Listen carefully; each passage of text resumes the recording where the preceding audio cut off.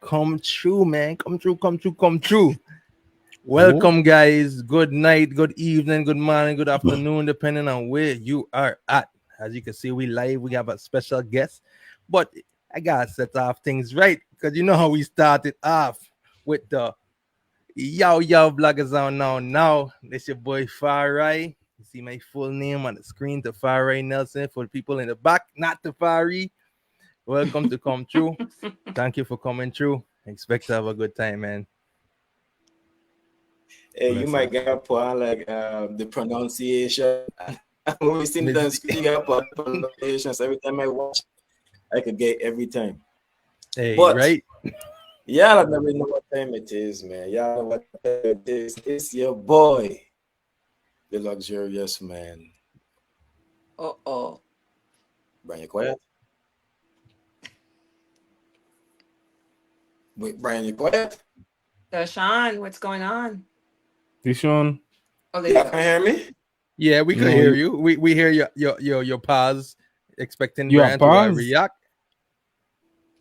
He Oh, says That's your why I you say boy. one with It's your Brian. boy luxurious. That's it. You ain't even That's say your it. name, nothing. what? That's it, man. That's how we get this. All It's right, alive. That's how we all get to right. the Okay. spot. I There had you this It's the go. whole it's My boy is luxurious. he shot to that guys. He just luxurious. He ain't baited. He ain't amazing. He ain't week. anointed. I did. Nothing to that. Hey, But hey, that's I gonna give crazy. you I his set a praises, good man. I don't expectation. know what he under there, but that was the anointed, the one and only Deshaun Webb. You know what I'm saying?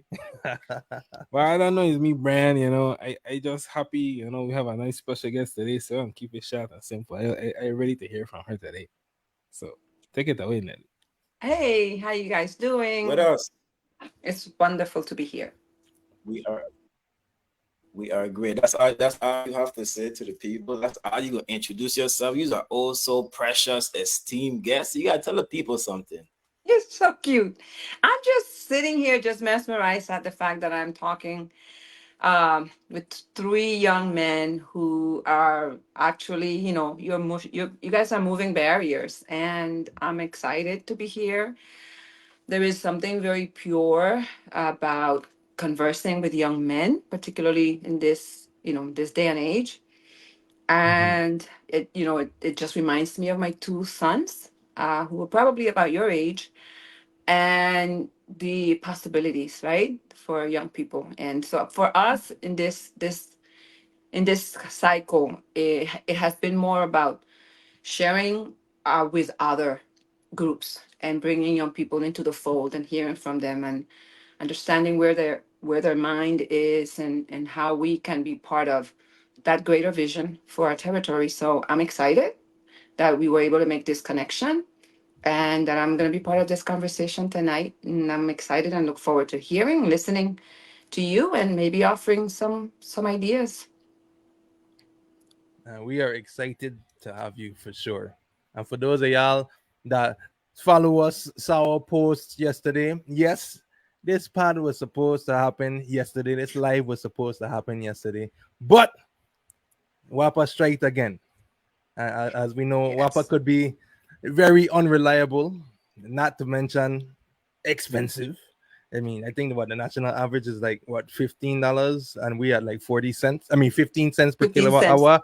We are like 40 cents, like three times, almost three times Mhm. above the national average. So with rising energy costs and frequent power outages, residents of the Virgin Islands are increasingly feeling the pressure, not to even mention the surges and things affecting applications Mhm. and stuff like that. And many believe a transition to renewable energy and a restructuring of our power grid could offer the solution. So, what steps do you think could be taken to open the market for renewable energy? For renewable energy resources and to engage industries like refineries to ensure more reliable and affordable electricity for everyone, the public, the community, the private sectors, businesses, everything. Yeah, that's a lot to unpack, but so you said it. There are opportunities for the refinery, and I understand there's probably ongoing conversations already about getting St. Croix to become the to be able to get power generation from the refinery site. They already have a lot of capacity that they can offer us, and perhaps St. Thomas will be more like the propane island, because propane, bringing propane from St. Thomas to St. Croix is very expensive, and it's also very dangerous. And we have seen, like in the last 2 weeks, there was an issue with the ship, and so it was delayed, and we ended up having to receive a barge with diesel, which is also very expensive for us, right? When you go back from propane to diesel. Unfortunately for us, they are able to convert from one to the other. But so our priorities are to ensure that we can deliver renewable energy to residents and to small businesses. And we hope that that can be done in two ways. There are individuals who can literally access like solar energy through the lending institutions here. There are a couple of businesses that are already doing it. And batteries for solar energy have become even more affordable. So those who can afford it are doing it. So they're getting off the grid. We now recently have heard WAPA say that they're okay with people doing this, that they understand that the train already left the station and that their model doesn't work. And they're really engaging in conversation. And you know what? I am remaining positive and optimistic, but this is the first time I'm hearing them really talk about encouraging people to get off the grid in as much as they are able to and can afford to. And WAPA is looking at changing their model so that they become more like the energy backup. And so recently, I don't know if you read that they hosted someone who it's a company that manufactures these batteries. They're Mm-hmm. like energy backup batteries, and it looks like they're shifting their model, their business model to do that as they prepare for this exodus that is inevitable because the renewable energy is free to us. I mean, the infrastructure for it isn't, but the actual gift is available to us, right? So, so what we would like to see is putting together a revolving loan fund that will allow for individuals to access some subsidy money to purchase the solar panels for their homes. Those individuals who are not eligible for conventional loans. And also to try to get the small businesses into the fold because I'm a small business co-owner and it's very difficult to run a business and we have two locations. It's very, very expensive. And I can't imagine a much larger business than us, how expensive that is.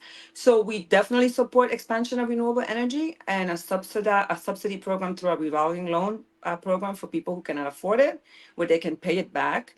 And finally get off the grid as much as they can with WAPA being that backup entity. And I don't know if you listen to the CEO, but he said that they are starting to look at retooling their employees and retraining them and trying to provide the services that would be required for them to become the backup part of it. And I think that there's a huge opportunity for WAPA to also train their employees in the solar installation and solar repair. I mean, there is so much room for training of our young people in those fields. And I make the case always that it's not just about training them and giving them the skill sets for them to stay here, right? We understand some of them will leave, but imagine at least we're letting them leave with a skill set that they can deploy somewhere else. And Right. energy is the way of the future. I mean, renewable energy is the way. I want to ask a question. Mhm. I know in the past that I know a little bit of, they were before looking at trying to introduce competitors to WAPA. Why is it that we're so far removed now? Because WAPA problems has been going on for years and years and years and years. Why is it that no competitor has been able to come in and try to offer any competition? Is it a lack of the infrastructure that we have here? Do you have any insight on that kind of information? Yeah, so WAPA is like 60 years old, at least when they were converted from being under the federal government, the Navy that was running the islands, and they turned it over to WAPA WAPA. It was in 1964. So that's 60 years ago. And I always tell people that even when that happened, the people that were members of the board, in fact, very interesting when I was researching it, my husband's father, Steve O'Reilly, who was the budget director under the Juan Louis administration, who was a CPA, he was on the board. And there was testimony that they offered before the Congress saying, hey, you're turning over this thing to us and it's already bankrupt. We don't see a way out. And so what we have seen for the last 60 years is just, patchwork, right? Some investment here, some investment there, Mm-hmm. more jobs, some investment here, a little investment here, more jobs. And it's a monster kind of like out of control. And so we, when we were in the legislature, proposed legislation to privatize WAPA, right, and to open the market and to have them engage with another entity that already has a proven track record, that has the capacity, the economies of scale, where would they come here, they wouldn't have to recreate all these other departments. And that bill was got some pushback because jobs are a thing, as you guys know, right? Jobs are a thing here, and they're hot commodities. Jobs are a thing. So there was pushback from WAPA's leadership, and then they came back and said they were working on the propane initiative, and they promised that that would save us all 30%. What they didn't tell us is that it was going to triple in cost, right? In terms of the actual Mhm. investment. But I understand that about 25, 30 years ago, maybe longer than that, there was an attempt by Southern, I think it was Southern Energy. They wanted to purchase WAPA or to come in and generate power. And there was significant pushback from the members of the legislature back then. And so they kind of ran away with the tails between the legs and never came back. I think that we created a hostile environment for some developers and for energy generation providers to come to the territory after that experience. You guys, we're not an island, like we're not isolated. We think we are, but people read, right? And they inform themselves of our territory and our behavior and whether or not we're open to investors. And I think that kind of scares some investors. And so that was the only serious attempt at privatization of the power plant. Since then, we've seen solar developers, right? Solar energy developers come on the ground. And what that has become really is it's a power purchase agreement, is what they call it. So, WAPA would buy some power from them at some cheap price, relatively cheap, and then pass it on to us according to them. But then they add all these other layers of cost. Right. I want to, you mentioned something really briefly. I don't know if anybody heard it, but you talked a little bit about being in the legislature before. So I want to, for those who don't know you, I want to give them a little bit more background. Right now, you're running as a write-in candidate, correct? We are right. Yes, we are a write-in candidate. You can write Nellie, Nellie. So Just so I don't forget to say it tonight. cool. So I want to ask you if you're open to being transparent. So you had a not so successful primary run. A lot of candidates might step back from after that and then not want to run anymore, especially within the Virgin Islands, where it always becomes a case who you know and who throw the biggest party and all these different things. So I want to ask you, like, where did you find the determination and the commitment to be able to come back and say, you know what, I'm going to run as a writing candidate and still reach out to platforms like us and do a lot of marketing, self-marketing, then come and try to get in again? Very good question. I want to start by saying that the reason that we are running, and this is my very honest explanation. When we left the legislature 6 years ago, we did so because I needed some time for myself, right? I mean, I had been my son was charged with felony murder, and he was diagnosed with schizophrenia. He spent uh, 6, 7 years in a jail waiting to be evaluated, and finally got diagnosed, and that was in 2017. And once that diagnosis came through for me, I understood the significance, of my involvement in his life and his treatment, and us being able to be part of that, whatever that journey was going to look like for him. And that is why we stepped away. But we were very engaged. We were very active. We were very committed. We worked very hard. It was never a question of my commitment. It was just the need for me to be a mother, be a wife, and take care of my and go through the healing process as well. And this year, I always tell people I went under a rock. I mean, I still got up every day and went to work, right? Like, but it was a different life because I was outside of that spotlight. And this early in this year, there was that story of the young mother in St. Thomas who apparently had mental illness. didn't receive the intervention, timely intervention, and was allegedly was accused of having taken the life of her daughter by drowning. And when I read the story that the mother had her, I think it was a 9-year old, on her back, but she was dead. And she didn't realize, she didn't want anybody coming close to her because she was afraid for her daughter's life. When I read that, I knew that this wasn't someone who did this intentionally. No one does that intentionally, right? This was someone with mental illness, someone who's someone who wasn't able to access services. Her family wasn't able to get attention and the care for that young woman, and now this young woman is going to face prison. And now this child's life has been lost because the system failed. And I felt that I needed to come back and to just be able to shine the light into what mental illness is and what it does to us and the collateral consequences of it, because it's not just the patient, it's the family, it's the victim, the offender, everyone is affected. And Mhm. that's when I decided this is what I was going to do. And I told people I'm going to run. The chances of getting through the primary are going to be difficult because, the Democratic Party is a very big beast and sometimes very difficult to navigate. And we came in eighth place. We were short by about almost 80 votes. But because the commitment I made was it's a message, right? It's not the outcome, it's the message. And I'm going to force these people, I'm going to be a disruptor. I'm going to force these people to talk about the issue. Because oftentimes we don't care until it hits home for us, right? Right. And that is why, Mhm. in addition to Yes. the fact that there was something going on in the back by the party. That is the reason why we stay. We stay because we have a message. And we stay because we want to continue to carry that voice and that message till November 5th. And hopefully, we are going to be the successful first time write in candidate in the history of the Virgin Islands. That's what we hope happens. But if that doesn't happen, at the very least, we have stayed alive and tried to send this message.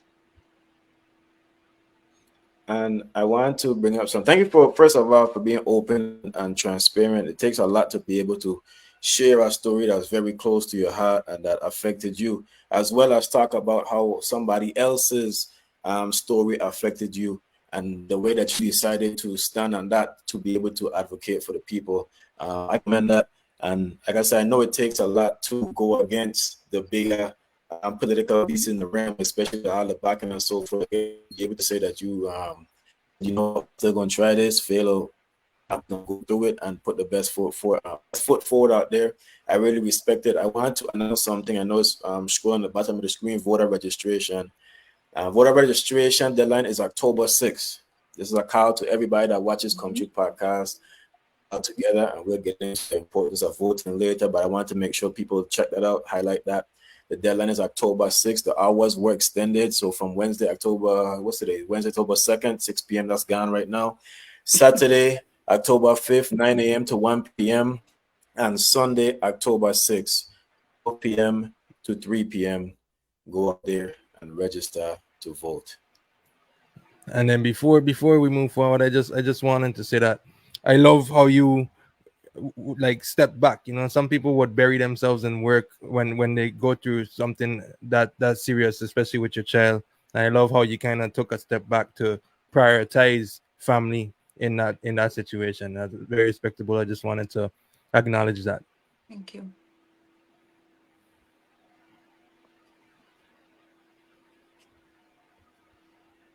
Ryan, you're You muted mute. I if you're think you muted, talking. Bryan. You muted.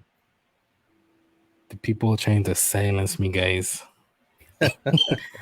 Anyway, I like what your transparency, and I like when you really said that as a writing candidate you're coming to spread the message, and I like the word you use. You come in as a disruptor.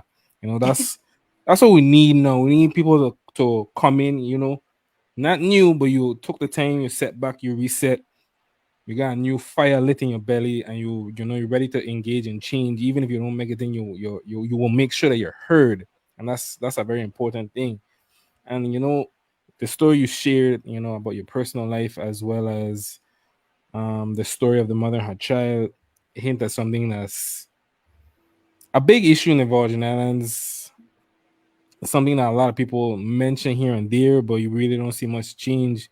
And that really comes about in the state of the Virgin Islands. It's been long concerning about our facilities and the standards that we keep on, compared to the mainland. There's no real proper or solid healthcare infrastructure when it comes to mental health services. So how do you think Virgin Islands could partner with proven health mental health care systems, so we can create a more sustainable network that can help people in need? Yeah, that's a good question because I think it was 2 days ago the legislature passed a bill with a lot of appropriations, and Mhm. Mhm. there was also a measure that sets aside, I think it's $18 million. I mean, I just read this recently, so yeah, Mhm. I may be off by 1 or 2 million, but about $18 million to establish a behavioral health facility, right? Mhm. And I think I applaud that because it's a step in the right direction. I want to be very optimistic that this time we're going to do it. But when I was in the legislature, we set aside $5 million just to rehabilitate an existing facility, and that hasn't really even come to fruition. So, if you couldn't rehabilitate an existing facility, I have a hard time understanding how we're going to build one from scratch when we haven't even built a hospital yet, and it's been how many years since Maria, right? Mhm. Good point. And we haven't even finished the Poly Joseph Stadium, right? Mhm. The Charles Howard Department of Health facility, it was torn down. We haven't started building that yet. And so we just keep Which is so trying crazy. to do all of these things without understanding that what we're doing isn't really working, right? Exactly. So here's what I say. When Mhm. government builds a facility, government forgets that the facility needs to be maintained. Hmm. So we build a facility, it looks pretty, oh, right? And then we hire people and then we don't budget properly. So then there's no maintenance. And 10, 15, 20 years down the road, there is mold. And we can't afford payroll. So that is why we continue to harp on the need for government to step aside and accept the fact that they don't have to do everything, that they can't do everything, right? That we need to have priorities. And what does that look like? I think government should engage in other things, and it should then attract, other partners and engage in Yes. public-private Open partnership. the door Yes. to Yes, private companies. Yes. Let them flow listen, in. exactly. Right now, there are people staying at Larkin Community Hospital, and they have a mental health unit there, right? Our people are there. We're paying millions every year to care for our people that have mental illness in another facility. We need to figure out how to engage with Larkin or any other behavioral health facility that's already established. We talked about economies of scale before, already has an HR department, everything in place. All they're coming to do here with us is to get this facility off the ground. They will staff it. We will tell them they can't turn away MAP patients, they can't turn away Medicare patients, but we don't have to worry about that. They do the design, they do everything, and we just make sure we have facilities for our people. That is where I think we should be going. And the public-private partnerships ensures that there is continuity of care, right? And these companies already have an established entities in other places. So if there is a need for there to be an expansion of services, they are already nimble enough to do that. So we prefer to engage with public-private partners. And I agree with that 1,000%. It's something I always say is that the government tends to put their foot in all types of industries where we oftentimes don't have the expertise, or we don't have the capital to pay salaries, where we will bring in experts to fill these positions. So we often deal with a lot of vacant positions, and we have all these different facets that we're in, when really and truly I really do believe that privatizing, or at least a partnership between public Mhm. and private, would be the answer, because they do have the experts, they do have the capital, they do have the resources to have these stuff run efficiently, and to actually create a proper plan, budget, maintenance plan to keep these things running efficiently for the expected lifetime for one of the facilities and of the business as well. So Yes. I agree with that 1000%. And we do know that mental health is a issue here.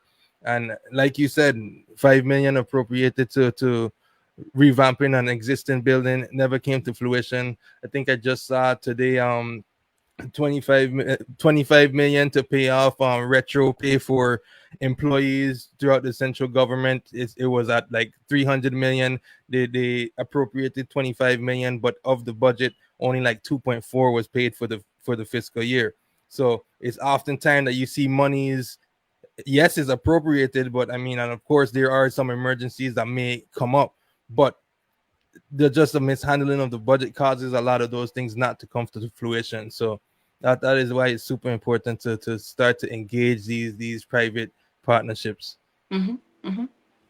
I want to ask, where do we think the fall off is in regards to the mishandling of funds? Because I don't. This is just not in the healthcare department. This is across a lot of departments where it seems that okay, at least from the public standpoint, who doesn't know really too much about how money works within the government system. You look at it, you say, okay, boom, 18 million, 21 million, this our amount of money is inserted to do this.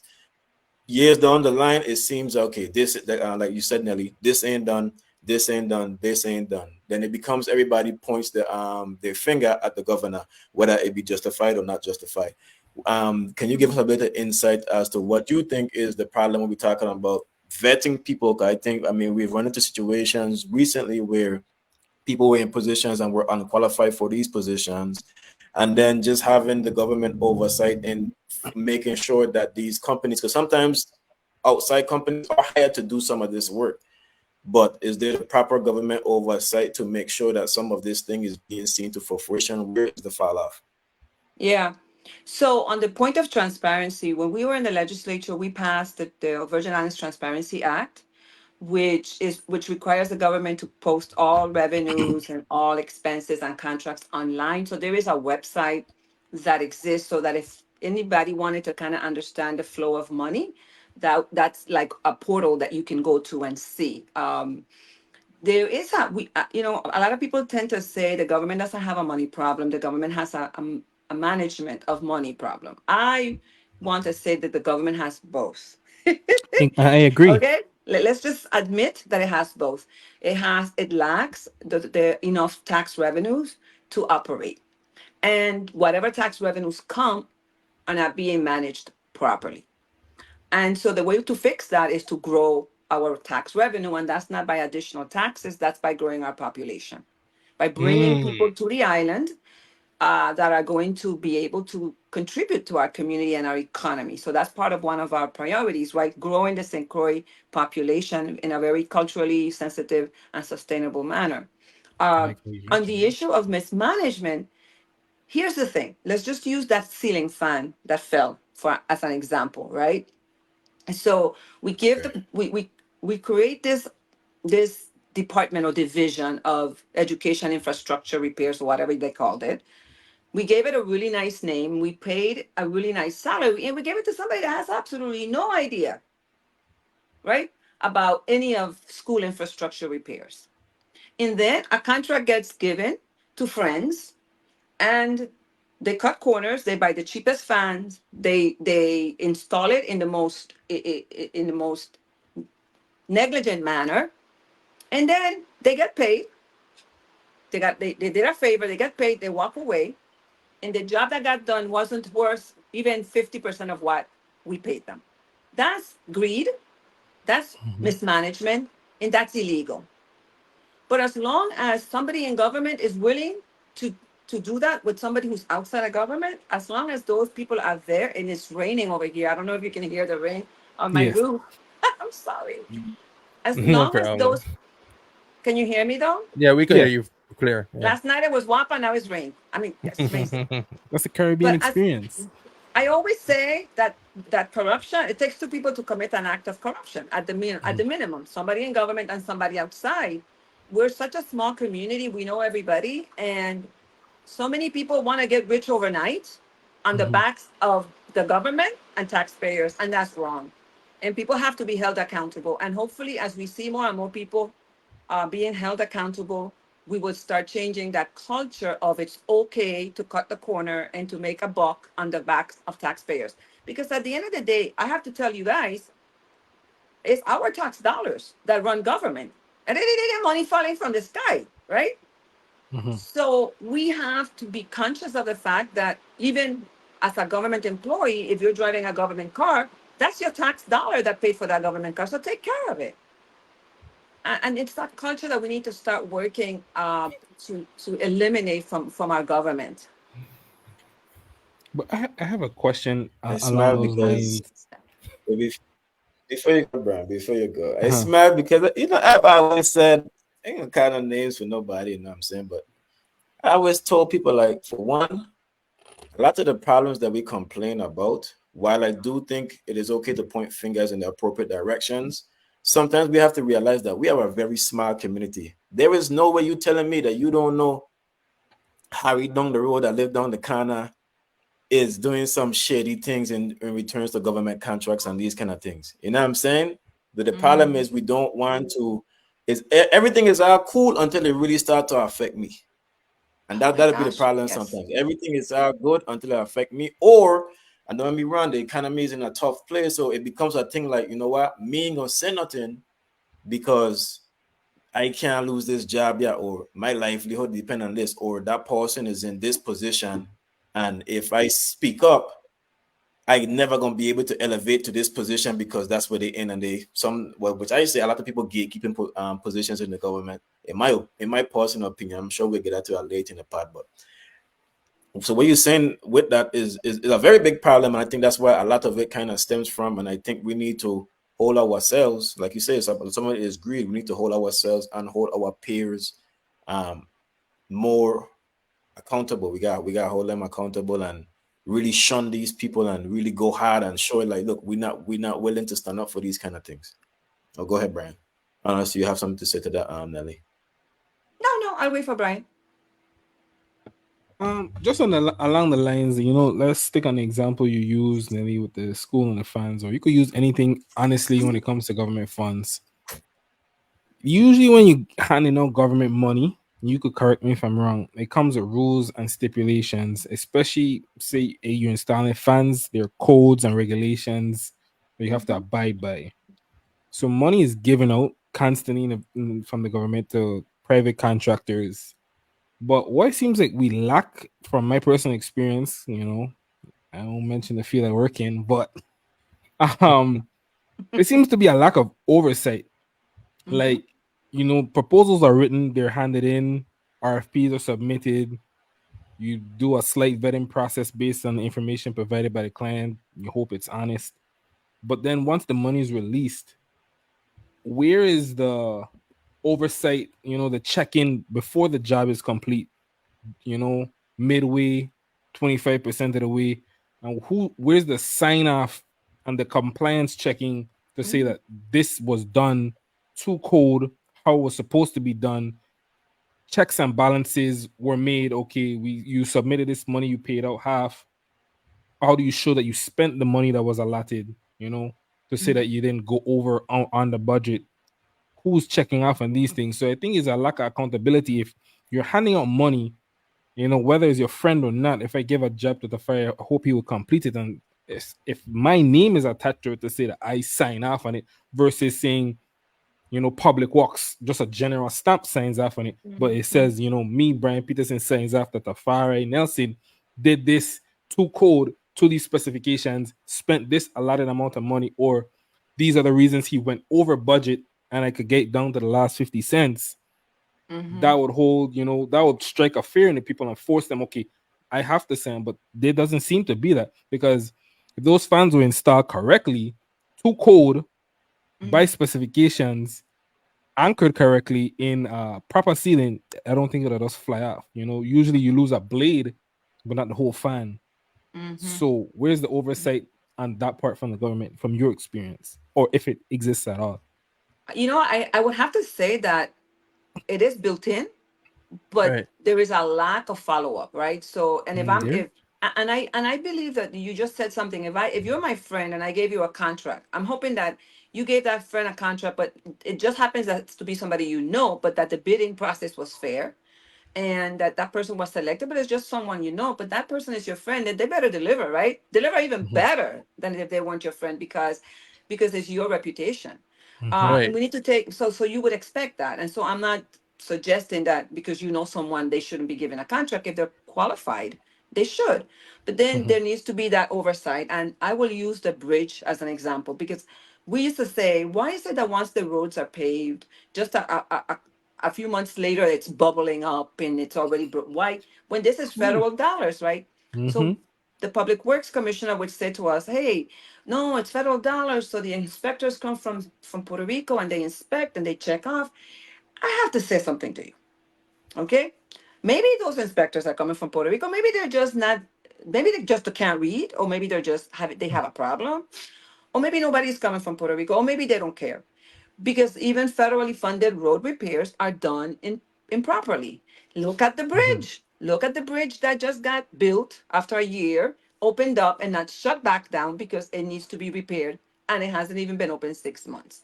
That's a prime example of it's a federal project, and yet look Mhm. what happened. So if there is a breakdown in oversight and it's a federal agency involved, what can you expect at the local level? Those are the questions we need to ask ourselves, right? What can we expect at the local level? Somebody needs to be serious about holding other people accountable. And I go back to the point I made earlier, that as long as we continue to see our friends and not want to make noise because we don't want to make enemies, we will be in this situation. I want to just kind of comment on this. A couple weeks Mhm. ago, there was an incident in a bus. There was an incident in a bus where a student attacked other students. We immediately tried to help the parents. We had already been involved in a situation, and we knew that the department was going to be very skeptical to involve us. So guess what we did? We said, hey, parents, go figure it out. The department didn't do anything to address that particular incident, which was isolated, but it happened 2 weeks ago. Today, we read about what happened 2 days ago, right? The bus, Mhm. the incident with the I bring that as an example. And this is a conversation I had with Coco. Had someone done something 2 weeks ago when that first incident happened, addressed it, trained bus drivers, addressed any of these situations, how to react when this happens, we probably wouldn't have had the situation that happened 2 days ago. Someone dropped the ball. And this is someone high level who dropped Mhm. the ball. We are failing our own residents by dropping the ball. If you have a job and you are required to do ABC, please do ABC. Don't just do A and B, do all of it, because you owe it to us, because you are getting paid by taxpayers. So I think the oversight piece is just the same issue, where folks are just trying to get away with not doing their job, and somebody's watching, and it's not turning them in. And I wanted to shift a little bit. You spoke about. Go ahead, Farah. no, no, I was going to just add on to the for one, the importance of oversight. And yes, these stuff are actually built into to these projects. They are built in the policy. I mean, you're required to do these inspections, but um clearly, and even if you do a great job at inspecting, sometimes something could be missed. But when you Mm. do a just even an average job, we should be getting better products than we are currently seeing. And Better that results, that right? comes one with just the proper inspections, proper quality assurances, and then also frequent, because I mean sometimes contractors, they can skip corners here or there, Mhm. especially if they're not being checked in on frequently and on a frequent basis to make sure things are being done right.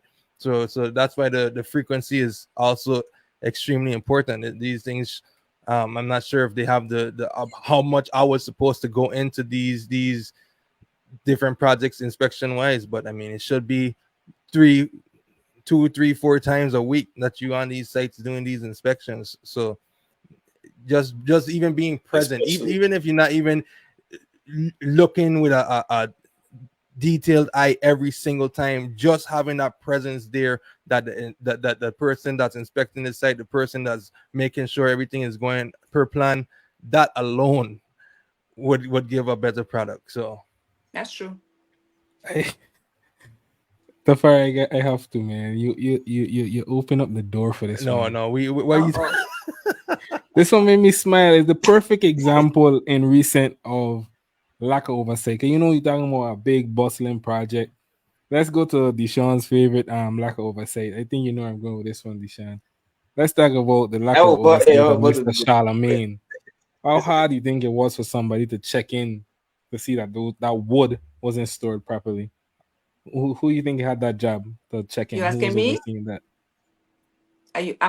Are you asking me the question? Yeah, yeah. You, Of I definitely want your opinion on that lack of oversight right there, I will Nelly. tell you that I take responsibility, and I wasn't even in government. I used to drive by the school, and I totally thought this would belong to the government, and it was to repair the school. Hmm. Do you know how many of us drove by there and just assumed? That was Do you know how many? I'm one of them. And I was curious, but it didn't even it wasn't even a blip in my on my radar. So that's like the That's bystander effect. Then, like you saw it, but it's like somebody probably checking in, somebody probably doing it.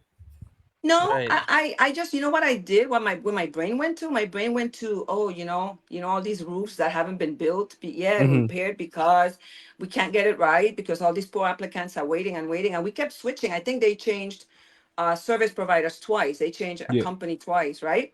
You know about it. So Hmm. I had no idea that there had been an entity hired to to store this and that it was actually being stored on government property. I was it's I, it's laughable, but it's really not funny, right? right, It's right. But not, It's but not. you It's gotta extremely laugh but at it's it. serious. Man. sad. It's so sad because there again, I'm talking about us, we, Hmm. right? Us. This isn't somebody that came from North Carolina. No, God bless them. They just went through a storm. It's not somebody who just came from Arizona and said, "I'm gonna do this for you," and then they took the money and bailed. No, this is one of ours, one of Right, us. right. So I think I go back to the whole cultural thing or the whole behavior thing where we either pretend we didn't see it or we don't notice at all, and nobody Hmm. ever thought that the lifestyle was not aligned with the job. It's like not that's not a thing. um so I would say all of us that we're gonna have to be more vigilant and ask more questions. And I would say the Virgin Islands Housing Finance Authority is totally and completely culpable, totally and completely culpable, because they were the ones who allowed for that contract to be executed. And I said it. Yes. Yeah, that's that Yeah. was real. a extremely That's real. unfortunate turn of events.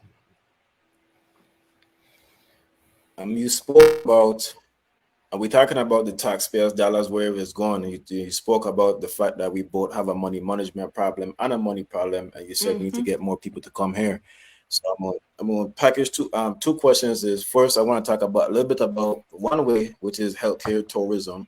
A lot of people only Mm-hmm. think about tourism from the sense of carnival and cruise ships and people coming and those kind of things. So just so people could know like what health tourism kind of look like. This is not the greatest example for this kind of discussion, but for example, when everybody wants to go to Colombia or DR, they have these doctors, whatever the case may be. That's healthcare tourism. That's people going to there for Yes. their healthcare. I know Colombia has one of the best healthcare systems Costa in Rica the world, also. actually. Costa Rica as well. Correct, Yeah. correct. So Mm-hmm. Mm-hmm. the growing industry globally, these places are popping up. I've heard many people, including yourself, say that you think St. Croix has the potential to tap into this market. I know we're Mm-hmm. here talking about being able to invite private companies as well as oversight and all these things to be able to make sure that when we building things and the money that we just got is used correctly. What other steps do you think can be taken to market St. Croix as a health destination, healthcare destination, and just in general in terms of economic growth?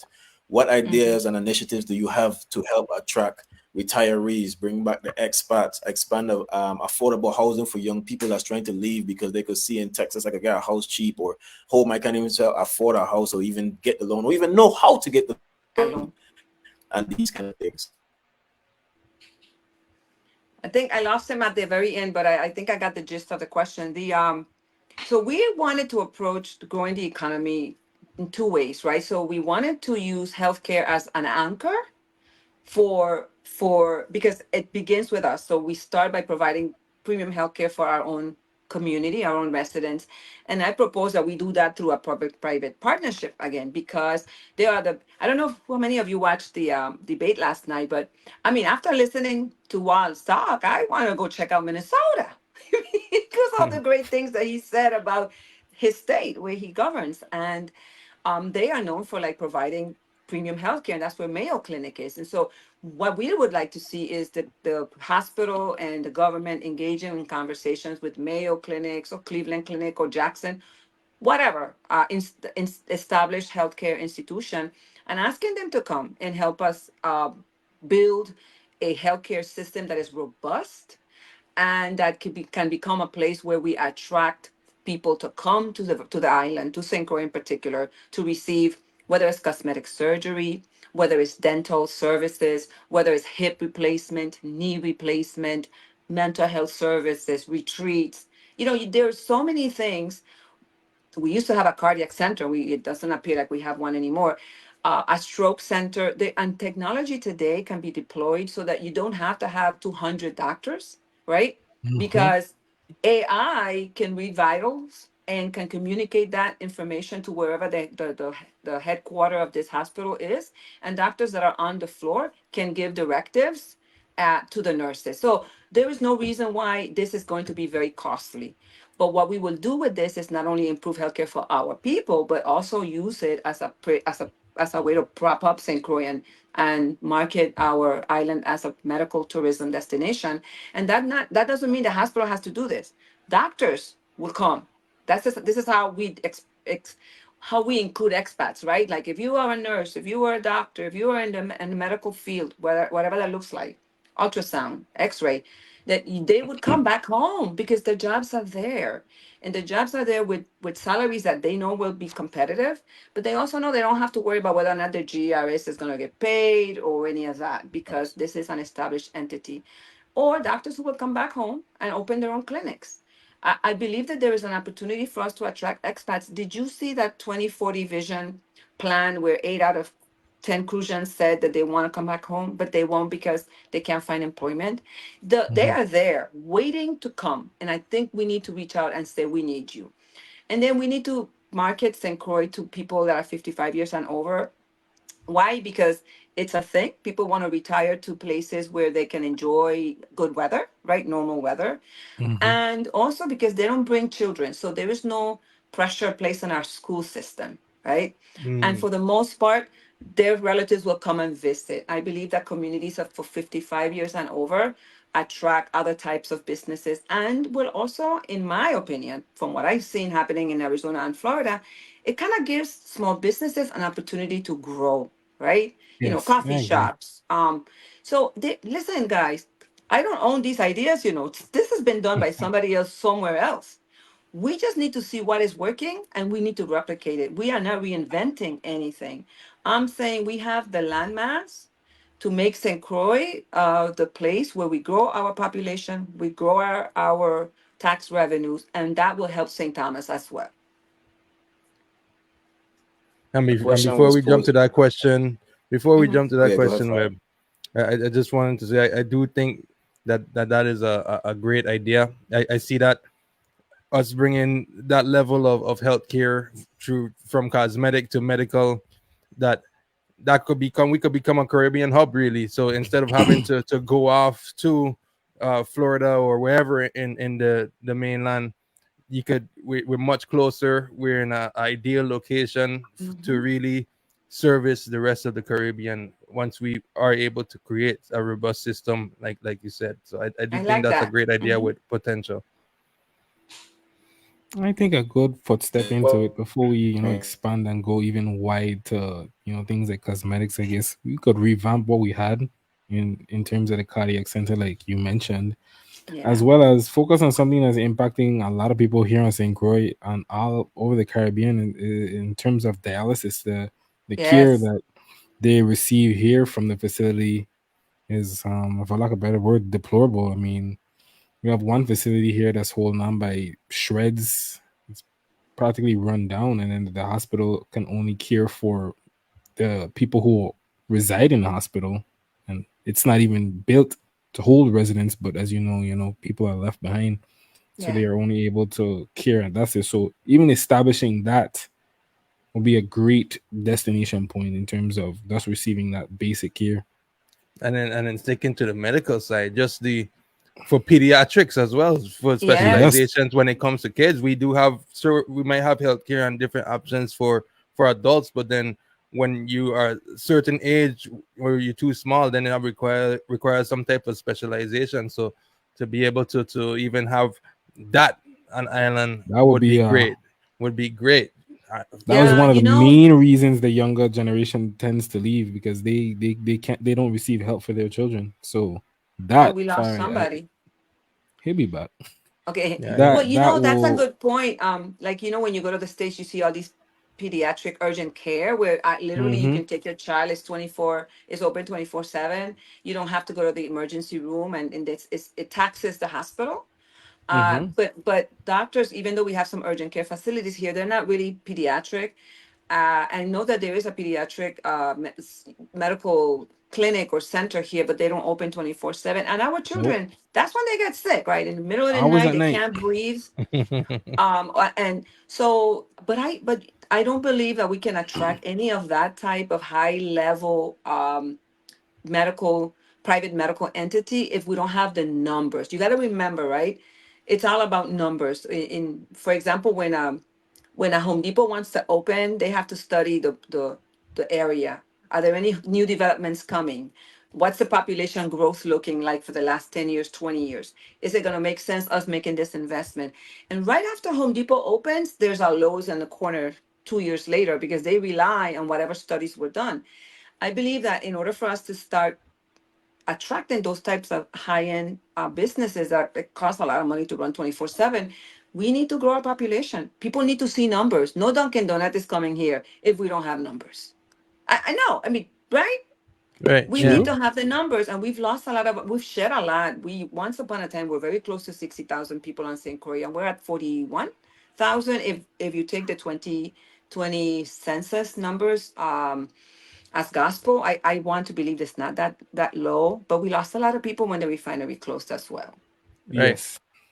A lot. Fine. And I guess we're not gonna wait for Webb. I'm sure he'll join. He'll come back. But we do have, and look, he's here. Webb, you had anything to say on medical before we jump into Ilani question? Am I back? Am I back? Can y'all hear me? Yes, you are. You're You are. back. You're back. Okay, okay. Bad man cheat against me again. Where we at? Sorry, I We at apologize. the tour, the sports tourism that was commented on the live, Yeah, somebody's so you could asking take about that, it. Webb. Okay, cool. So Lani posted a question about what about sports tourism? The legislature allocated money for a cricket field and synchro. No, talked about the horse. We didn't talk about it. The horse racing has been talked about. No, we're talking about drag racing and consider sport, basketball courts, the baseball fields being built or whatever state is in right now. What are your thoughts on that, Nelly? So you broke up a little bit there. Were you mentioning the Poly Joseph Stadium when in your question? So I guess I'll repeat Right. okay, He okay, said yes. Okay. okay. So funny story. So the Poly Joseph Stadium was considered when Governor Dion was in office, Yeah. and it was approved, and then there was a switch in administration, and then it was revisited, and then it was approved again.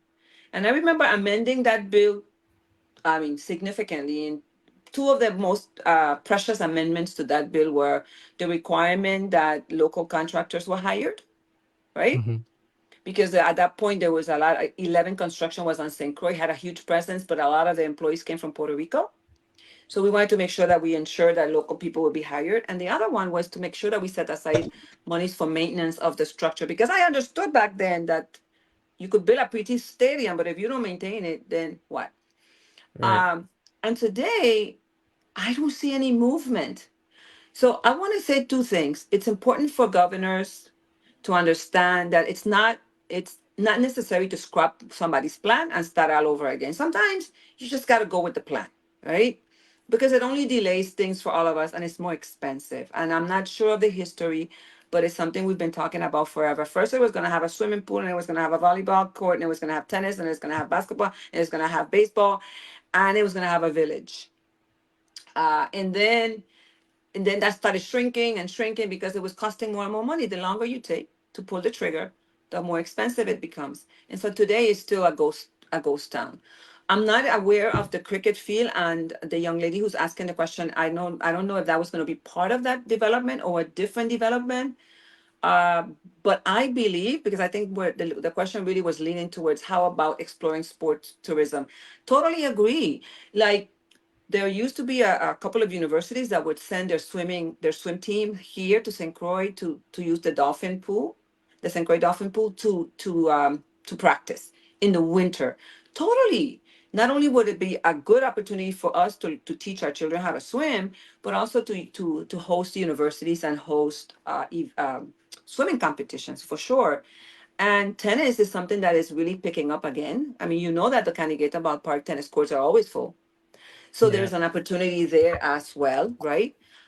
So yes, I think sports tourism is something we should continue to explore because we have the right weather, and the question would always be, how are you going to accommodate them? So it's like the chicken, what comes first, the chicken or the egg? But I agree with the person who made the comment, and I'm sorry I don't have any information about the cricket field. Yeah, definitely sports. We for one, we have the land, we have the property, we have the space. I mean, and then not even creating new things, just maintaining and revamping what's existing. Like Deshaun, he had mentioned the horse track. He had mentioned the Oh, drag strip racing. He had mentioned the the existing basketball courts we have. The Frederickstead pool, that's happy to see it getting done and it's coming finally. along nicely, and they are moving swiftly with that project now that they have broken ground. But yeah, just to actually maintain and keep up with what we have. uh, that people used to come all over for horse racing. People used to come Yes. all over for drag strip racing. So I do think that sports tourism is a great idea, something that should be pushed a lot more. um I didn't even know that we used to have universities that come down during Mm-hmm. winter seasons to utilize pools. So even using more things like that, to cater both to the local and then opportunities for people to come use our facilities abroad. Great opportunities. You did mention we the lack of beds that we do have on island. So that just seeing those numbers, like you said, with businesses doing these logistics and making sure it makes sense for the business model to come down and actually establish something because the numbers make sense.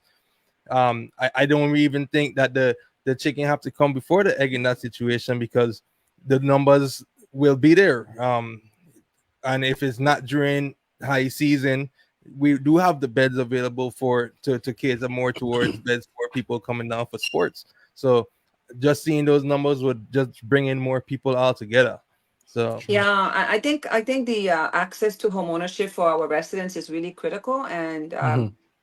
and I had mentioned in one of our memes that what happens at the federal level has an impact on us, and we need to pay attention. And if Kamala Harris wins, she's talking about $25,000 for first homeowners, to help with their down payment. We need to kind of be preparing ourselves for these initiatives because the cost of building a house in the Virgin Islands is really high, and a $25,000 down payment is not going to begin to cut it, right?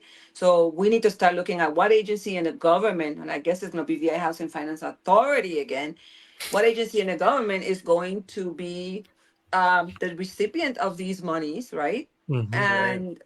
And looking at applicants and providing the down payment for these applicants. Then we need to look at the cost of property insurance is very high, so there are subsidies for that. So I think we need to start preparing for that because that's very likely to happen. And so anyone who's listening, if you have a parent that is going to deed you, gift you property, the time to do that, to have that transaction done is now. Be ready, prepared, so that when this program is in effect, that you are one of the first at the door, because homeownership is critical and we don't want to see our young people continue to leave the island Mhm. because they don't have access to affordable homes or rentals. And I think that's a great segue into this next question here about federal policy engagement. So uh, several new federal policy initiatives such as business startup funds, home buyer support, like you mentioned, child tax credits, could have a major impact on local communities, but only if the Virgin Islands is prepared to engage with these opportunities. What steps could be taken to ensure that Virgin Islanders are positioned to benefit from these national programs, and how might these policies improve economic opportunities here locally? I would say that on the on the issue of homeownership, we're going to be challenged if we're not already having conversations with builders at the national level. Lennar Mhm. being one of them, and there's so many others. But builders who can be nimble enough to come here, set up shop, and help us build. We can't expect that the local contractors are going to be able to handle that because they already have 2 3 contracts and they're already just moving their manpower from one side to the next. So we can't do that. So I was actually talking to someone about it today. I was like, we should start looking at what Virgin Islanders in the mainland already have businesses like contractors that build homes. And we should start Mhm. saying, hey, Not do you bad. want to come home? Do you want to set up shop here? Because this is about to happen, right? Let's start there. We don't need to bring the Lenars of the world because that's a huge company. So I would start trying to explore what expats already are doing in the mainland, or they may have a tie to a big builder to bring them here. And then we need to look at people's credit, right? There has to be a way for us to help people clean and repair their credit. That's going to be an impediment unless, of course, we're able to eliminate healthcare debt, hospital debt from people's credit. And I think you've heard the vice president speak about that, that she's trying to make sure that that doesn't affect people's credit so that they can access the money that would be available. Because $25,000 is not, is just a drop in the bucket. On the small business front, I'm excited. That's $50,000. It's not a lot of money, but you know It's not what? going to do. More, but you know what? But listen to this, Brian. Though not every look at you guys. You guys are not. Mhm. You're not in no big brick and mortar. You're in your own house or Mhm. wherever Yeah. you are, and look at what you're doing. So I believe that this is going to provide opportunities for people who might want to work from home, who are going to be in more in the technology sector. Also, these itinerant businesses, right, that move from one location to the next. It doesn't have to be a big brick and mortar facility. I think that there's so much opportunity right now for young people to really engage in business. Mhm. And I would propose that this $50,000, and I don't know what kind of strings are coming along with it, right? I'm not sure what requirements are I have a going question to on come that. along. Mm-hmm. Go ahead. Um, just what you mentioned with the 50,000 for the startup, where I made the comment sometimes it's not enough. To me, it's enough for, I don't know what are the true qualifications for what's Mm-hmm. considered the small business, because I know last year when they were giving out these funds, they put out the list of some of the businesses that received this funding of the $50,000. And what it seemed to me is a lot of the people who are allotted these funds were actually well established businesses, not what the community would consider quote Mm-hmm. unquote small businesses. So, do you know? Do you have any expertise on what's considered a small business, or are you supposed to be Yeah. in the What's the game for quite definition some of the time? criteria? Yeah, could you tell that to the audience, the criteria Yeah. that you can fall under a small business?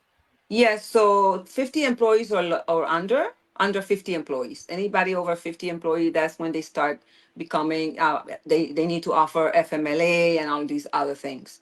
I don't know what the requirements were for those funds that you were mentioning. I remember reading a list of names. Mhm. I don't know. It would appear to me that there are two impediments, right? One is Mhm. not a lack of information. The people Mhm. who really should have access don't know, right? Exactly. And I remember I complained for Sonia's because we found out about there were some monies that would be available to employees who were affected by COVID, and the monies were going to go directly to the employee, not the employer, but the employer was the one who was required to file the paperwork. We didn't find out until someone asked, and it was already after the deadline. And I asked the government, I asked the Department of whomever it was, I said, why didn't you inform all small businesses? Do you think we're out there listening to the news? No, we're trying to run a business. It's hard to run a business. And they're like, oh, well, we put it in the news and we put it in anyway. The Virgin Islands Employment Agency, the labor, they have every employer's address and name and phone number, and they need to communicate this information to all of us. I believe, Brian, that if the information is accessible to everyone, more people will apply. The pool will be wider, and hopefully the ones who get the funding are the ones who need it the most. I bet you that the whomever applied is who applied. The money was there and they got it, which is unfair, totally unfair. We need to start working with the business. I think it's called small SBDA, Small Business Development Administration, to Mhm. help us work with small businesses or entrepreneurs, so we can help them develop business plans, because that's another thing. You're not going to get a loan for a startup if you don't have a business plan. And how many of Exactly. us can develop a business plan, right? So to answer your question, that's how we need to start preparing. We need to start preparing by anticipating what the challenges are going to be and starting to get ahead of them. I have a question if you could hear me. I don't know if you Mhm. guys can hear Yeah, me. we can Yes. hear you clearly Thank now. God. Thank God. Welcome. We talk about before I left, you were talking about fixing credit. You were talking about just now about creating business plans and so forth. What is your idea and plan to be able to start leading in innovation? We have countless of AI. When we talk about making business plans, you could go on chat GPT and learn this kind of I don't information. like ChatGPT. You what? Why? I just don't Oh, think you're using it right. Tell me before you why. go, let me I don't finish. want anybody to tell me how to write and how to think. But you I'm have old these school. these resources which even the resources in themselves is not really put out there that much for people to know that they have the resources, but you have all these resources to be able and to aid in learning how to fix credit, to aid in learning how to write a business plan on these things. The government systems to me is behind technologically, you know what I'm saying? So it's like, for example, when I had to get my high school diploma chance, whatever it is. I had to send my little brother to the actual building, like sending letters, like why why these kind of things is not digitalized, and like we so far behind. And when we're talking about introducing jobs into the community, that's a job right there for people to be able to introduce this kind of technology into. Same thing with getting the word out there. We have the internet. People know how to run Facebook. As you can run targeted ads to people within the Virgin Islands so that you can have a better reach and being able to see these things. Why are we not doing these things already? And which departments and who is in charge of leading the race in terms of thinking about innovation and improving technologies? Well, there is a research and technology park, and their role is to attract businesses in research and in technology sectors. And they do that, and they have an incubator program for individuals who have an idea, who are trying to launch it. So that program provides you with tax breaks. And if you come in as a new company, it used to be that the research and technology park would have a piece of the company, and if you launched it or you sold it or whatever you did with it, then the government, the research and technology park, would benefit from that. So there's that, and the new director seems to be very up to date with what he wants to do and how the park can grow. So that's one. The other one would be VING, and I don't know if they're even existing anymore, because they were supposed to like bring wireless or internet like the last mile or whatever to the houses, and still we are having issues with connectivity. So I'm not sure how that worked out. But you raise a good point, right? So yes, there is all this technology available, and the government still is using old technology, and it's still, you still have to go in person to get. I think it's because the agencies are very truncated. I don't, there is no seamless interaction with them, and they're all in all different kind of places. Most government agencies you go and there's maybe 4 or 5 things you can do in one building. Here you have to go in all different directions, at least in St. Croix. So I don't know how to get over that challenge. Except that I would say that we need more young people like you guys coming here. Look at government and look. Do you see yourself when you look at? Do you see yourself? Look at the legislature. Do you see yourself? It's all of us old people trying to get in there because you guys need to just get more involved. I love that you do this on this platform, but people like you and your age with your ideas need to be in government and in these offices and in these positions making things happen. Yeah, somebody just, there's a question here about younger employees, but I can't see. Well, can run efficient. Yes, look at her. Yes, Get at yes, that. Yeah. I like that absolutely. question So posed by Lani. correct. Absolutely. Very, very, very true. We shut it down and we shouldn't. And I agree. And that is why it's time for people to know when it's time for them to move over. And this is the reason why we can't rely on government being the largest employer. We need to grow our population so that we can have more opportunities for employment and for entrepreneurship and to provide people with the ability to move over and make room for young people. I agree. Lani? Yeah, that's it's one thing. I think that's also a cultural, one of the cultural flaws we have. We have a good bit of them, but is that we don't, we tend to not like change, and this affects us in Mhm. so much different areas. Even with the privatization, the level of pushback you get, because it's something new, it's something fresh. Even though it might be the best idea ever, it's still something different. And oftentimes you do see pushback, and you do see pushback from the older generations usually. I think young people are more ready to see that change, but they're not in the positions like you mentioned to actually see that come to fruition. So I do think it's a cultural flaw. And what, just the other day I went for a passport, and it was a young girl working there at the passport office, and it was just so refreshing to see that. She was very pleasant. It was very great to deal with, faster than you typically would experience with some of the older folks with the technology and getting the turnover, you know.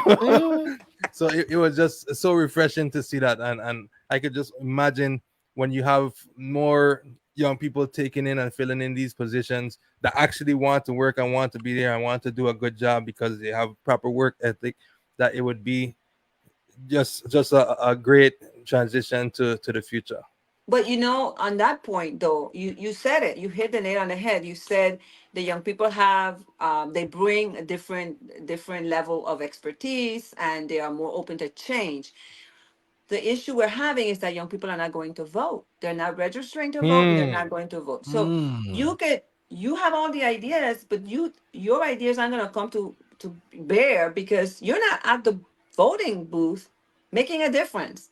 And I'm not proposing you write me in. That would be nice, but that's not what I'm saying. I'm saying, like, find who you believe represents your values best, Mm-hmm. and select your team and go and vote. Because otherwise, them old people that are shutting you down will stay there shutting you down. Right. What do you have to say to the people who say, "Yeah, I used to vote. Nobody I've ever tried to vote and get in, or I just losing hope because I don't see it gonna ever come to an end. Anybody voting or just do the same nonsense." What do you have to say to that person? 'Cause I'm sure there's somebody that's going to watch this or watching that's thinking that, like, man, me want to hear what I'm have to say about voting. It ain't making no sense. I can just stay out of it. Yeah, excellent question. I tell you what, voting is more than just going to vote on election day and voting. You have a responsibility to remain engaged with the candidate that you choose or the candidates that you select. And remaining engaged means you follow them, you check on them. If you see that they're not meeting their expectations or they're straying away from what they said they were going to do, you have every right to pull them up. And candidates need their supporters to be engaged, because sometimes a candidate is receiving resistance from his or her colleagues and they don't have anywhere to turn.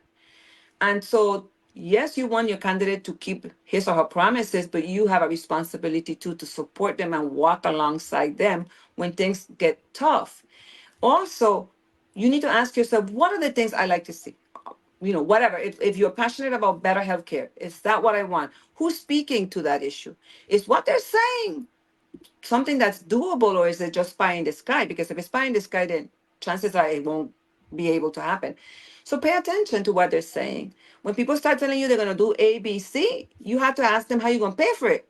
Because I finished telling you that our population has reduced significantly, meaning that our Mm-hmm. tax revenues are not growing, and we're not taxing additional. We can't. People can't tolerate it.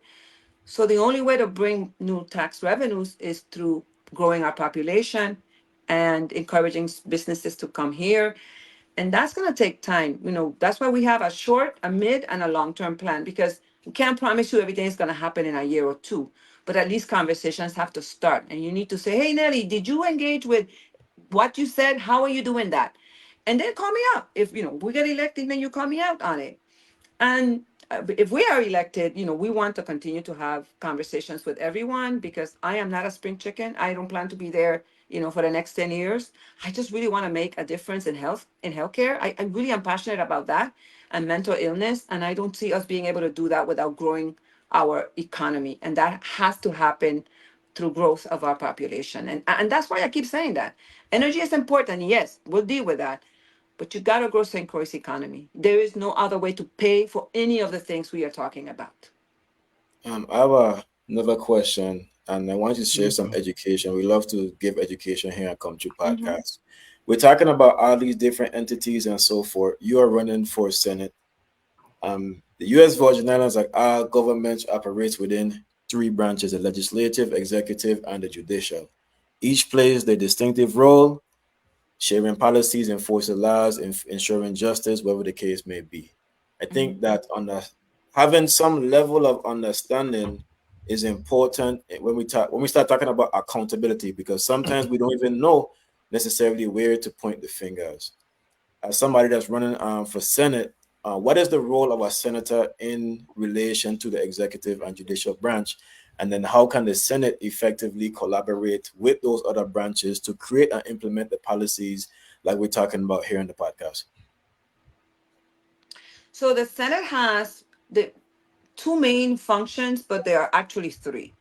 So it has the requirement to literally pass a budget, right?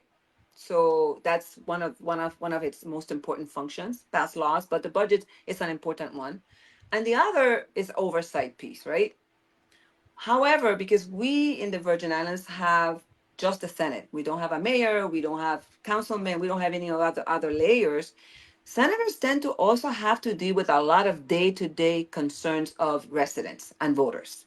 This, and I don't know if you know this gentleman, but like, people visit a senator's office for almost everything.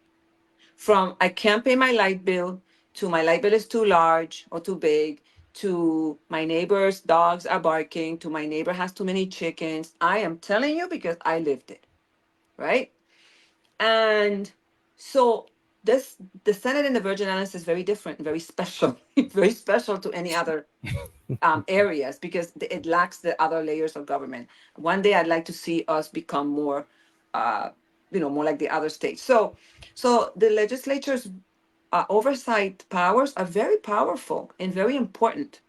And what that looks like is, if we passed a bill, we need to stay on top of that agency to make sure that that legislation is rolled out. I'm going to tell you one thing. In 2015 or 2016, we passed a measure that it was Senator Janet Milling Young's bill, and I had co-sponsored it with her, directing the Department of Health to conduct a public health assessment on the impact of violence, and the correlation between public health outcomes and violence, right? And it was supposed to have been published through the annual territorial health plan that was going to inform the Senate where are the pockets of violence happening the most, and is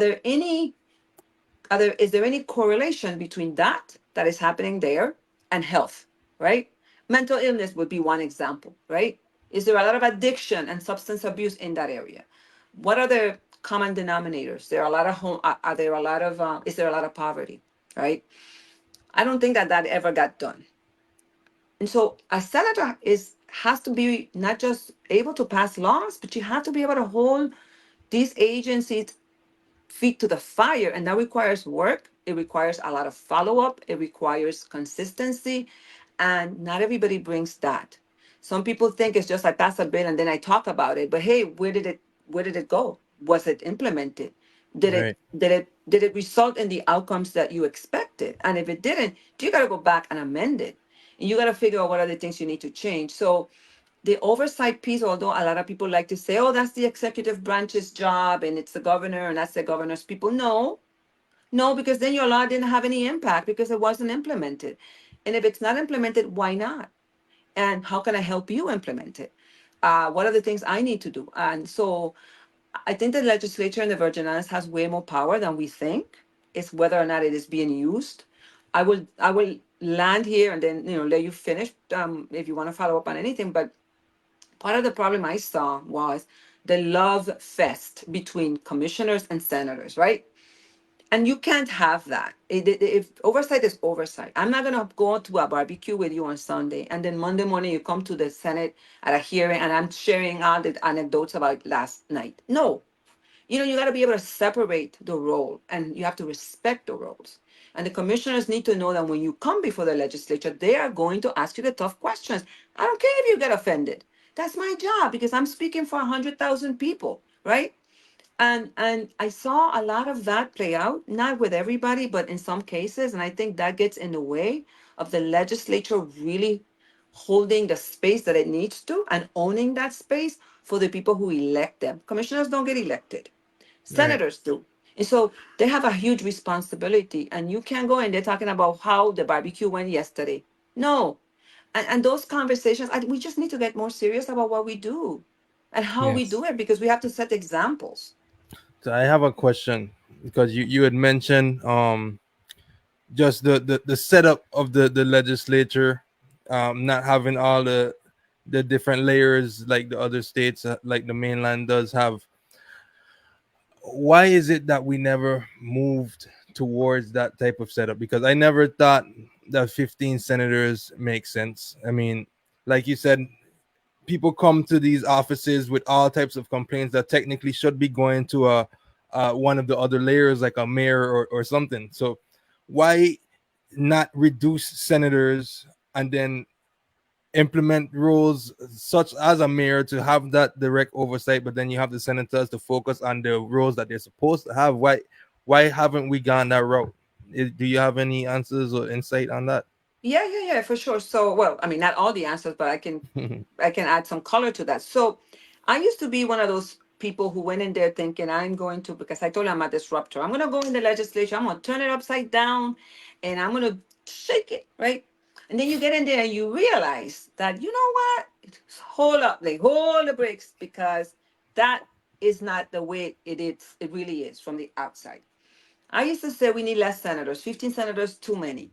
And then one time I heard someone say, but imagine how more susceptible a Senate would be to corruption and bribing if it was smaller numbers required to pass legislation.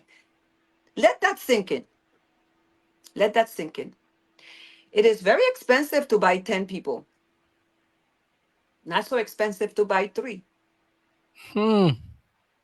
So I sat on that and I thought, that makes sense. However, I still feel it should be part time because I would Hmm. love to be able to go to the legislature, spend 3 months passing laws, passing the budget, blah, blah, blah, blah, and going back to my job, right? But I'm not that I don't like that job, but it doesn't have to be a full time job, but it is. And for what? And the reasons is because we operate under the Organic Act. We don't have our own constitution. So that's what it says we should do, and that is what we do. Mhm. I believe that if we had a mayor, and this is someone who shared this with suggestion with me the other day, because I said I am not all of the ideas don't come from me. I listen to people and I try to make sense of what people say. And someone shared with me that after Maria, they realized that the governor in Puerto Rico might have been very quiet because he didn't want to be in bad light, in the bad eyes of the president, right? But this person noticed that the mayors of these cities were the ones that were making a lot of noise for their cities because they didn't care what the president thought. They needed to speak for the people that put them in office. I Mhm. believe that a mayor will give people in St. Croix and in St. Thomas the opportunity to go to and there's already an administrator, right? You just take that budget and you convert it to a mayor and you have the person elected. Very simple. I don't Simple. see any big problem. That particular administrator has staff, right? And they already have a place where they exist. We don't have to even find them a building. We just make them an elected official. And now people have a place to go to with their concerns. And then the Senate can be a part-time body. But while the legislature is the way it is because of the Organic Act, and until we have our own constitution, I don't see how that's going to really produce the results we would like. Hmm. And then Which on is the another sec on point the I wanted to make. oh I don't see any young people running for the board for the Constitutional Convention either. And that is a document that is supposed to be created, you know, a living document that's supposed to be created that is going to inform us and how we are going to run our government. And there seems to be such a lack of engagement. And I hope you guys can invite people who are running for the Constitutional Convention. And even after they are seated, that you engage them, that you bring Mhm. to bear the opinion and the voice of the young people. For sure. What are we going so far, right? I was going to say on the second side of that double-edged sword, because you mentioned with reducing the amount of senators in the legislature for the Virgin Islands makes it a little more easy to be susceptible to bribery. But on the other side, having less senators, say 3 to 5, wouldn't it also make it more make voters more selective about who they put into office to make sure they more so properly vet the individuals getting Mm. into office Good to point. choose people who have more integrity, to people who wouldn't be likely to break at the hands of the money flowing in from people trying to bribe them. Don't you think that would also play a role into that? I can see your argument. I can see your argument. I would say, however, that having served for 10 years and having watched people come in and morph, Hmm. they go to this process and they just become unrecognizable. You just don't know that person anymore. You know? Hmm. I would Yeah. say that you are putting too much trust in a human being. Okay. I'm And I think sorry. that's fair. That's fair. I pick up on what you're putting down. I feel you. I Yep. have one last question. Hmm. Agriculture. I feel Ooh. like every time these things come up, I personally don't feel like we speak enough on agriculture. Agriculture has historically been the cornerstone of the Virgin Islands economy, especially in regards to St. Croix. Over time, its role has diminished. Revitalizing agriculture could not only create jobs and reduce reliance on imports, but also promote food security and sustainability for the territory. Supporting local farmers is extremely, extremely key to this effort. It Hmm. came down to that time I was at KMB when I was just home, and I was having a conversation with somebody, and they was like, "Man, we don't really get no support as the farmers, or if it is, by the time we hear about it, it's too late to be able to take advantage of the things that's going on." So, in your opinion, what steps could be taken to boost the agriculture of the Virgin Islands, and how will it benefit the local economy in terms of creating jobs and improving the food security? What's your thoughts and takes on that? Yeah, food security is definitely a concern, particularly since we know that the majority ownership of our supermarkets, rest in one sector, and that's problematic for a number of reasons. Very. I can't, I don't, agriculture is not my strongest suit, I have to admit. Mhm. Uh, but in the past, like for example, and so I'll just kind of explain this. So in the past, whenever we engage in conversations about helping farmers, particularly there was some co-op that existed a few years ago, and there were some issues with how they spent their money. And sometimes we kind of shoot ourselves in the foot because we don't do a good job, and then we kind of leave a bad taste in the mouth of policymakers because someone didn't execute properly. So I don't know whatever happened to the co-op, but the problem was that whatever $600,000 was given to them wasn't spent in the way that it was supposed to. And so here are the three issues that I would like to touch on. The reason why agriculture is so difficult on St. Croix and St. Thomas, but St. Croix primarily because we are flatter and are able to grow, is the risk to crops after hurricanes or bad weather. That's a real risk.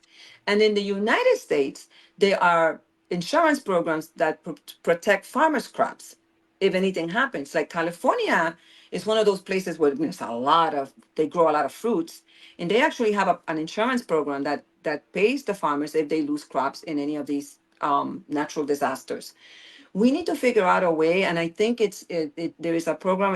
I think it's called NAP, something to do with insurance. The acronym escapes me, but there is a national insurance plan for farmers. I believe somebody needs to research how that could be implemented here, because if farmers knew that their crops would be insured if something happened, they would be willing to put in all the effort that goes into it, because there's a lot of effort. Then Mhm. Sure. there is a lot of funding for farmers through the Department of Agriculture as well. And I think one of you mentioned that farmers don't know what programs are out there until after the program it has been Yeah. exhausted. We have to have a better connection between the Department of Agriculture and USDA here in St. Croix to understand what grants are available for farmers, because the United States farmers get it all the time, and to Mhm. ensure that they are going to get compensated if they lose their crops. And then finally, I think, and most importantly, we need to look at the farmers that are doing it and they're doing it right, Mhm. because that means that they figured it out. So, like Seja Farms, for example, right? They have been doing this now for several years and they are growing. And so at some point we need to go figure out what is it that they did and how do we replicate it. Guys, nobody needs to make it all up all over again. What is it that Seja did correct? How do we help replicate that with another farmer and another farmer? And you do that until you have more crops that you can literally sell to the supermarkets. And then you got to connect it to supermarkets. But you don't even have to do that, because Seja Farms, you can go there and you can buy everything you need. Yeah. I mean, they don't have the cap. Farm to table. Yes, farm to table. That used to be a thing that only happened in the forest, right? The farm to Mhm. Yeah. table. And now it's actually happening right behind me. I grew up in Calhoun, it's right down the street. Mhm. So I don't think that we have a problem. I believe that some farmers know how to do it, and we should ask them, and we should replicate whatever it is that they did, so that we can grow that particular model that they have. But I agree that we are not capitalizing on our yeah on agriculture as we should. And I'm, like I said, I'm weak in that area, and I'm willing to admit it. I'm passionate about healthcare and mental illness and economic growth, and that's where I really land all the time. But that's why you select 15 senators, right? Because Right. everybody brings a different passion and different experience and different ideas, and it's when those ideas come together that we all need to support each other, because I can't be an expert at everything. Mhm. I want to hone in on two things that you mentioned. Mhm. One with the Department of Agriculture, we do know that they have the funds allotted, but it goes back to something that you mentioned earlier in the discussion, which just involved, I guess, like more community engagement. Like a lot of these farmers, like it's just for a lack of knowledge, they don't know that these funds and this information is out there, but the people who do have access to the information, who are a part of these departments, you think that they could pose to go out to these farms because they know where the farms are. The farms don't know the information is there, but they know where most established farms are, to go out and engage with these farmers who may not be so technologically inclined. They have the information, so you to offer them help on how to fill out these forms, how they may get these grants and the funding to produce and upscale what they're already working on. And again, you mentioned it. It's kind of made me laugh. I mean, what is your opinion on the sort of monopoly on food we have on these islands, where these two large entities practically have their foot on our necks when it comes to food? Because at any day they can decide to close their doors, and it seems to be our only source. Yeah. Yeah.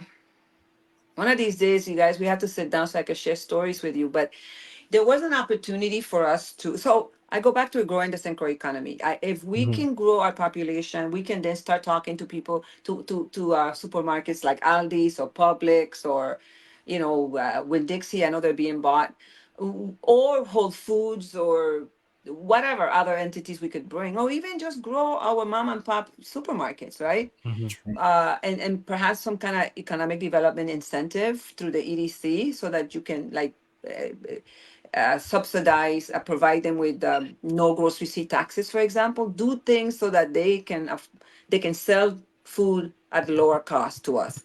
But here's the thing.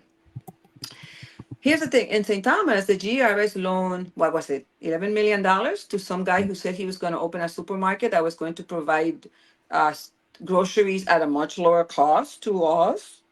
mhm. That was a local guy we did this for. And he went under in less than 2 years. I don't even think he ever opened. It's crazy. So Wow. yes, yes, yes. So I think we go back to the culture, right? Mm, Mhm. We go back to the culture.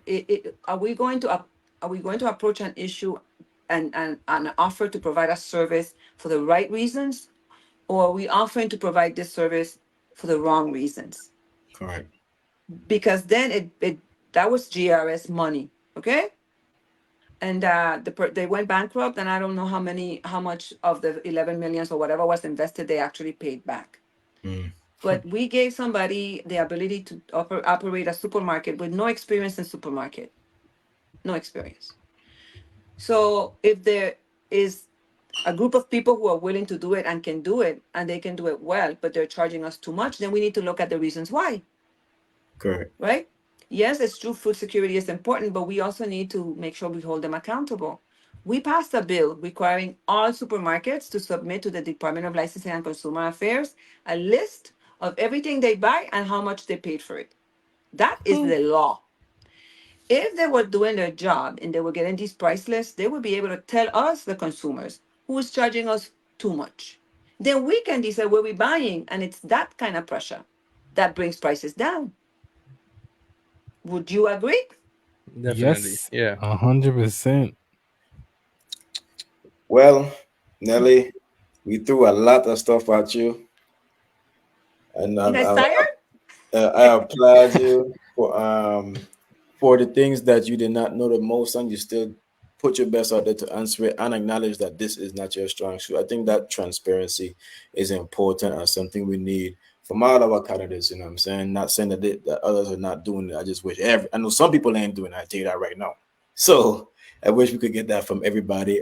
We really appreciate you coming on the platform and including us in a part of the conversation, because like you shared earlier, is very important for us to be a part of the conversation, especially being that we are the new coming up and we are the people that comes with new crazy ideas. We more ingrained and familiar with the different technologies. Some of us coming from the States. When you're talking about Arizona healthcare, I sit and the economic growth in general, I sit in here, I'm in Arizona right now, and I'm watching this place like blowing up. Like I'm watching Booming. this thing booming. So just being able to bring different ideas and come and introduce them into a different platform so that our leaders and maybe I might be a leader in the future could be able to help and start change. And also, what I want a lot of people to realize is these things is not going to change overnight, man. We're talking Mhm. about 20 years and 30, 40, 50 years worth of sometimes corruption, worth of mismanagement of stuff that we're trying to change.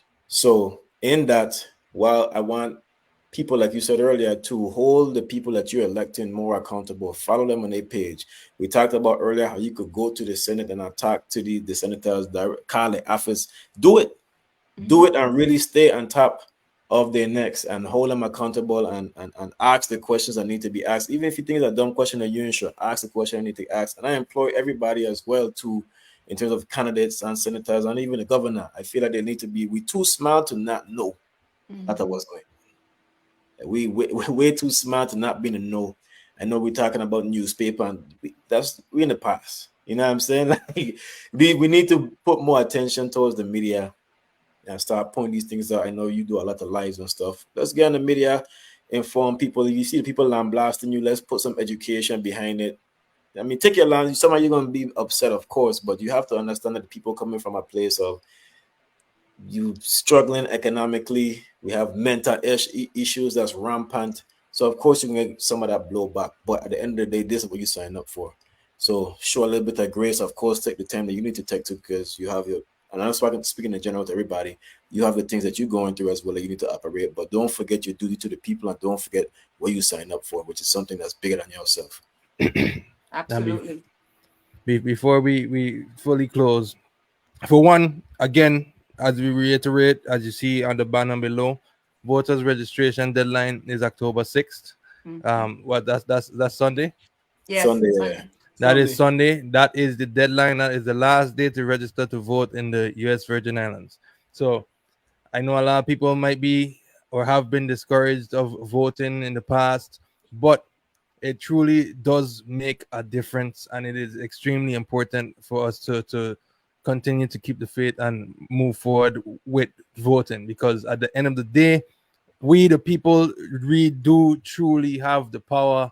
And I don't know how more simple to say it. We do have the power, even if we have senators, governors, anybody in place that's currently voted in. We also have the power to take them out during that term. We have Right. the power at the end of the day.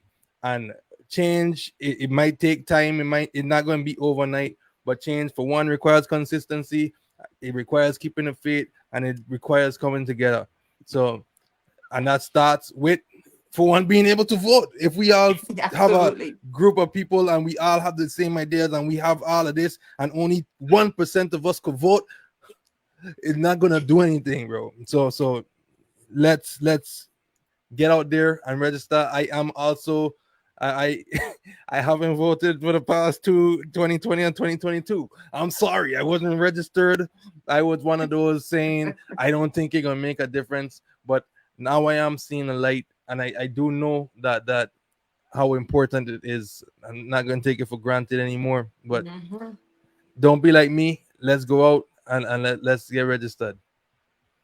Thank you, Nelly, for Thank coming you. through with the Come True team. We do appreciate you. We do love all the thoughts you had to share. You said a lot of great things, and you were also transparent in a lot of areas, especially stuff that you weren't too familiar with, transparent with your personal life and decisions you had to make. So we do appreciate you. All Thank that you you. had to say. So, any last words before we say goodbye? No, you said it all, and I'm so glad you said that. That you have the power to hire and fire elected officials. The power is in your hands. So you need to register to vote if you live in the Virgin Islands, and if you don't, and you're living somewhere else, register to vote wherever you are and vote, because it counts, and it really does. And I'm glad to hear you guys, feeling more optimistic and understanding and embracing all the possibilities that exist out there for young people.